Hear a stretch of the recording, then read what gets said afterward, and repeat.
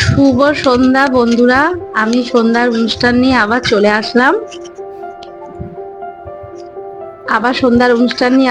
আসলাম।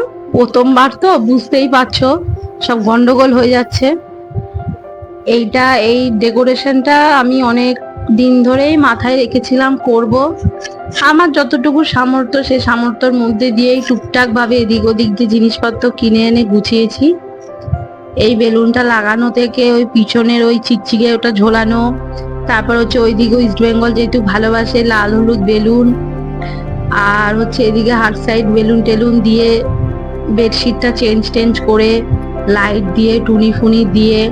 এটাতে আমার হেল্প করেছে আমার মাও, আমার সাথে এসে হেল্প করেছে। সে ক্যামেরা আসতে চায় না বলে আসেনি। এই অঙ্কিত লেখাটা ফুল দিয়ে লেখার খুব ইচ্ছা ছিল, কেন আমাকেও ভীষণই ভালোবাসে, ফুলের মতন মানে ভাবে রাখতে চায় এবং রাখেও।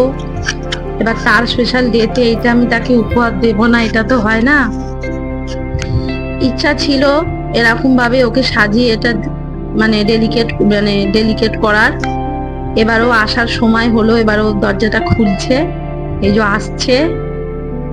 ও যেটা বলছে সেটা তো মিউট করা আছে, এবার আমি যেটা বলছি সেটা শুনতে পারা যাচ্ছে।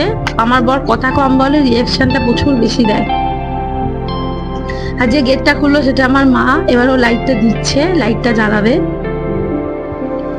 এবার দেখে একটু অবাক হয়ে গেছে, কিন্তু জান ধরবো একটা কিছু করতে ব্যবস্থা করছে, মানে খুবই খুশি হয়েছে দেখে এটা।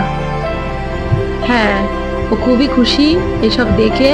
আর প্রথমেই ওর কথা হলো, তোমার কোনো কষ্ট হয়নি তো? কারণ আমার শরীরটা দুদিন ধরে খুব খারাপ।